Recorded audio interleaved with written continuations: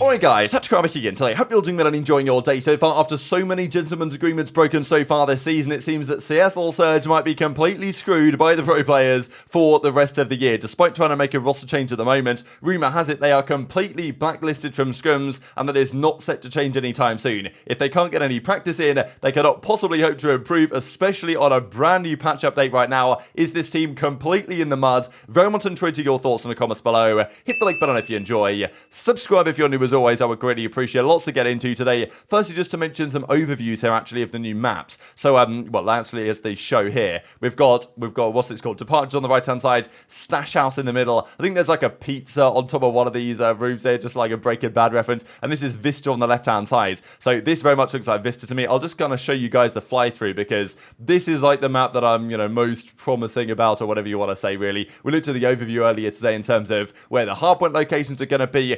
You look at this map, I get some like seaside vibes. I get almost, I don't know, like not exactly hacienda, but there's certain vibes on the way that Cellium have designed these maps that make me think they've looked at some legendary maps, especially from, Black Ops 4, Black Ops Cold War, maybe, stuff like this, just to come up with some of these ideas. This is Departures as well, clearly got some inspiration from other maps in COD history. This is a bit big to be fair. Could potentially work for Search and Destroy. I don't think I'd entirely rule it out. And this is what Parasite said now a couple of months ago, maybe a month or so ago, that there were some serious maps arriving into the game that were expected to be well designed for competitive play. So at least if one of these is, that's a good step. Next year's COD though is an interesting one. Treyarch are obviously making it. Black Ops Cold War, I guess this year's COD really, 2024's Call of Duty. That's a Treyarch game. The year after that, 2025, it's actually been a big discussion point because certain pro players like Clay were sitting there thinking, well, damn, like if I retire now, if I retire at the end of the season, then I might miss out on the Treyarch game or whatever. And even there was talk, we'll discuss Zero in a second, but he made a point last night on our show that maybe Cammy, for example, is just like a Treyarch player and he just loves Treyarch games and therefore, it's been a long time since there's been a Treyarch game, right?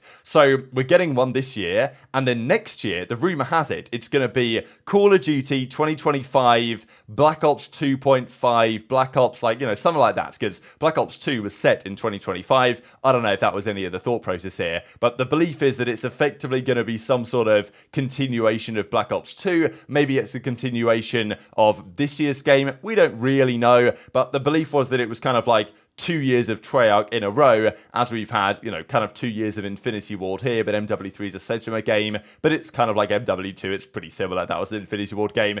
They're messing around, is all I'll say. But the rumour has it that COD 2025, 20 months out, doesn't even have a main developer right now. It was meant to be Sedgema Games, but following on from the 16-month dev cycle of MW3, they basically refused and didn't want to become a year 2 support studio. So High Moon Studios was meant to do it. And as you might expect, once again, apparently it's going to fall to Treyarch to pick up the pieces. Which they've had to do before. You guys might remember that Black Ops Cold War was not even meant to come out that year, I'm pretty sure. It was meant to come out the year after, but Sledgehammer took so long developing Vanguard that basically Treyarch had to step in and make their game a year early. And they did a pretty stellar job of it. And to be honest, I assumed that if this COD 2025 actually is like a Black Ops 2.5, I thought that would be a Treyarch game anyway, to be honest. And rumour has it that they've worked on Black Ops Gulf War, whatever this year's game is going to be, for a long time now. So they might have the capacity to work on next year's game as well. But still, 2 years at Treyarch, quite probably. And then another year of Infinity Ward, then another year of Sedgema Games.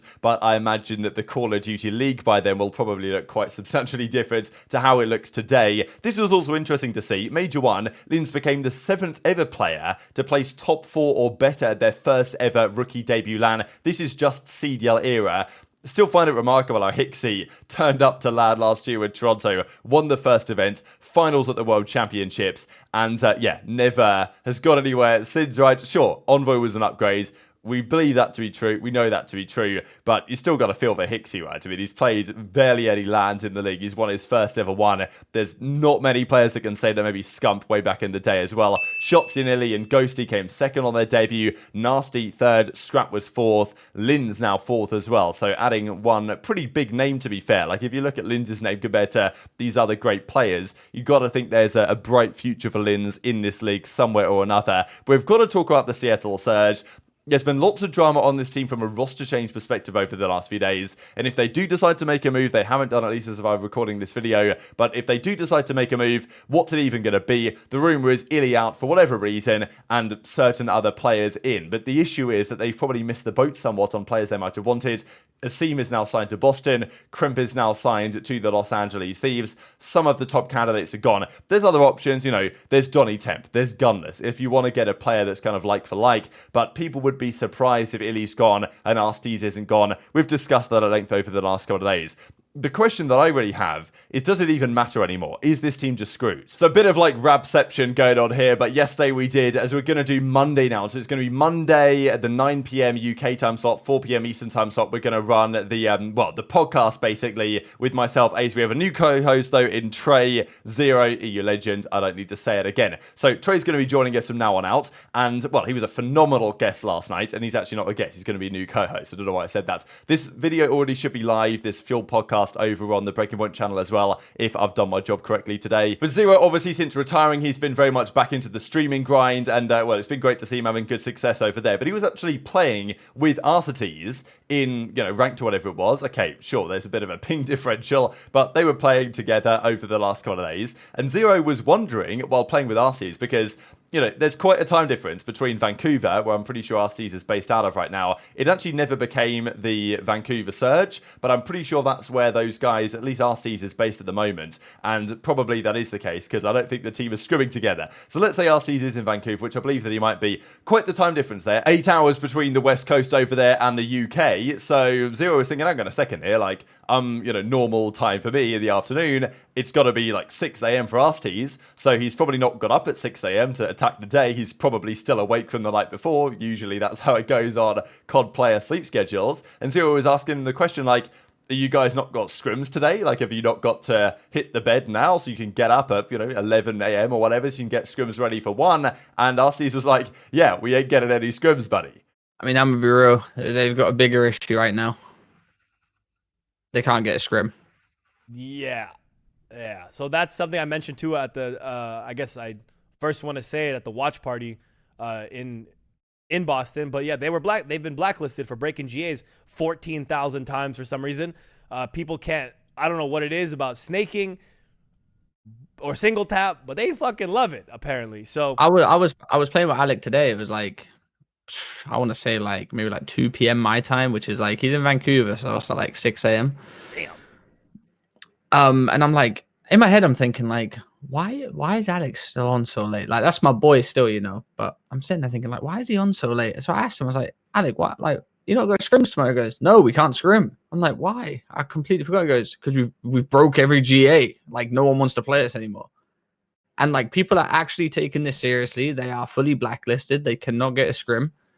And I don't even know when they're going to get let back, because it's not like I was just going to say, what's it's not like they just broke GAs online in scrims. It's not like they just broke GAs in matches. They broke GAs at LAN 2. Yeah. They done the trifecta. The challengers won't screw them either because they want to maintain relationships with the pros, huh? I don't think they can get challenger scrims either. I will, lengthwise, if it goes per the rulings that Ghosty put forward in that one video of the LAT podcast video, and then sources I've heard from as well, combining those two together, the amount of GAs they've broken would say this would be insane if it's kept up by pros. But it would mean that they wouldn't have scrims the entire stage ahead. Oh my god. I thought you were going to say a month. No. I don't think you were going to say the first offense was no warm-ups and then a week of scrims. Because remember, they made it harsher. The second offense was a month of scrims. The third offense was for a stage. So this was a big talking point going into the major on whether Seattle Surge would be able to get any practice, because the belief was that they'd been blacklisted from scrims before the major. I think it was the final weekend when Hook had a couple of pumps too many when they played Rocket, maybe. Actually, we might be able to see the clip here in just a couple of seconds. When they played Rocket, I think it was the final weekends, and, well, they were going to get blacklisted again. I think the issue is for Surge in some respects that, let's say they're blacklisted from scrims. Is anybody going to miss them? Like, it's not like they're the best team. No disrespect really intended. But, like, if I'm a top team, if I'm a Toronto, if I'm a FaZe, if I'm an OpTic, and we decide not to scrim Surge because they've broken GAs and therefore that's the repercussion, are you ever going to be inclined to say, oh yeah, okay, we really need to scrim Surge again? Because it's not like they're a top team, right? They haven't won the event. If they had won the event, Zero went on to say if they'd won the event, then, you know, people would scrim them because they're the best team you want to get practice, pretty much regardless. But they're not the best team. Top 6 wasn't, you know, particularly impressive. Their Search and Destroy and Illy really carried them super hard. So it's not like teams are going to be rushing to bring Seattle back into the scrim rotation. Now they're blacklisted. They might just be blacklisted, right? And this was the concern, that going into the major, they had been blacklisted for a couple of days. I think actually that's what Ace said right here, that they were blacklisted going into the major, but realistically that's only 1 or 2 days of practice when the teams fly out there and everything like that. I don't know what they did at the event. I'm guessing they must have scrimmed teams at the event itself. I don't imagine they were blacklisted in the player areas behind the stage, but you know, maybe. I guess that's difficult to determine, but certainly after the fact, because my thought was, okay, you're going to lose them a couple of days before the major. The belief was that probably that would hold on beyond the major, and that now seems to be exactly what is happening here. There's been so many gentlemen's agreements broken by the Seattle Surge. It's actually difficult to even count at this point. Practically everything you can break GAs on has been broken by the Seattle Surge. Even when Illy laid down in that fountain, apparently that's not a GA spot, but even that was talked about, obviously, during the course of the weekends. There was talk about using too many trophies, using a couple of smoke grenades that the pros don't allow. Just if you guys are brand new to this whole GA topic, basically there's things that are banned in the game rule set for competitive play, like historically claymores and stupid stuff like that. But there's certain things that the pros decide for the betterment of the game that they're going to agree amongst themselves to get rid of. And I think this year it has been for the betterment of the game. The fact that snaking is gone is actually fantastic from a watching point of view. But as we saw here in that weekend, week 4, day 2 of the qualifiers, when Hook popped quite clearly 3 pumps here. I mean, you know, whatever you want to say. He was bouncing up and down there to try and not get shot from the right-hand side while he Child's Awakening. Sure, he eventually dies and Rocker end up winning the map, but that was definitely one point of note. And even during the major itself, I'm pretty sure there was a moment when, I think it was on Karachi, when Hook probably popped 3 pumps. And again, it was talked about that, well, you know, they've broken all these GAs. Even aBeZy may have broken the single tap to run GA back in December. He may not have done. He now denies it, but he never denied it at the time. So make of that what you will. But Surge were getting booed at the tournament because they're the team that keeps breaking the GAs. And then they still kind of did it at the tournament. So I'm not surprised that the players and the other pro teams are actually taking some serious repercussions here to say, look, guys, we're not going to practice against you ever. And that's the punishment for breaking GAs. I think it's good that there's a punishment. But for Surge, like, what are you actually meant to do here? This is what Ghosty said a while ago. Because initially the punishment for breaking GAs was no warm-up for your game. That's what happened when Skyz snaked on that. It was against Los Angeles Gullers, right? On that Karachi hardpoint. They got no warm-up for their game. The pros then realized that ain't really much of a punishment. So instead what we'll do is we'll, you know, no warm-up and no scrims for a week. That was meant to be the first offense. The problem is when you get to your second, your third, your fourth offense, that no scrims for 1 week extends to no scrims for a month, no scrims for a stage, no scrims for a season. And the other point is that I may have shown the clip on the stream there, I'm not exactly sure, but no challenger teams also want to do it because the challenger teams and the challenger players, they want to kind of like stay in bed, as it were, with the pro teams, right? So, like, let's say you're FaZe Black, you're close to the FaZe team, and okay, the team is different now because some players have been picked up, but, you know, they're not going to scrim Surge either, because if they were to scrim CS and give them some practice, then the pro teams would be like, oh, you guys, like, you know, you're going against our GA, something, you guys aren't real pros, and then maybe it kind of affects the relationships there. So I don't know what's going to happen with Surge, but there's a brand new patch update. They're possibly trying to bring a new player in, and they're not even scrimming right now. I mean, Nastie has literally said apparently that they're not even practicing because they can't. So I don't know if they're waiting out their blacklist ban by the pros, but as I say, even if they are waiting out this kind of blacklist to come to its conclusion, whenever that might potentially be, bit of Rabception again, guys, so I'll pause it because otherwise it's a bit strange. Then will the pro teams ever, rescind this blacklist? Are they ever going to decide to do that? A Surge just eternally mudded, basically, because they're trying to get a new player in. They probably don't even have good options for their player. They simply can't get any practice. Like, they might be falling massively behind right now. And maybe when they can scrim again, or they find somebody to scrim who will actually scrim them. But if they can find anyone so far down the rankings in the tier list, they're not going to be playing good players. Like, you get better by playing good players in practice. If they have to go to tier 3, tier 4 COD players